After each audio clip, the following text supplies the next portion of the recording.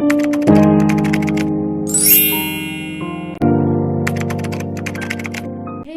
welcome back to my channel. নমস্কাৰ, মই সকলোকে স্বাগতম জনাইছোঁ মোৰ আন এটি ভিডিঅ'লৈ। যদি আপোনালোকে মোৰ ভিডিঅ'টো প্ৰথমবাৰ চাইছে then like, share, comment and subscribe কৰিব একদম নাপাহৰিব। চ' ভিডিঅ'টো আৰম্ভ কৰোঁ।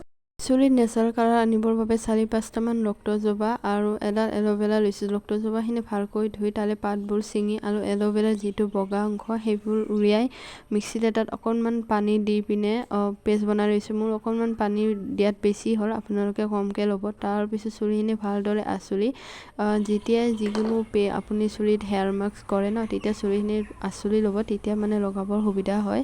তাৰপিছত আকৌ এটা কথা, যাতে চুলিখিনি গুৰিত লগাব, তেতিয়া মানে যিটো আমি পেষ্ট বনাম ন, সেইখিনি চুলিত মানে গোটেইখিনিত লাগি যায়। কিন্তু যদি অকল চুলিকেইডালত লগাই তেতিয়া মানে বেয়া আৰু, কাৰণ আমি চবে জানো যে চুলি মানে নতুনকৈ আহিলে গুৰিৰ পৰাহে আহিব, মানে বুজিছে চাগে। তাৰপিছত আকৌ এইখিনি লগাই কমেও মই কিজানি 3 ঘণ্টামান আছিলোঁ। আপোনালোকে 15 মিনিট থাকিলেও হ'ব।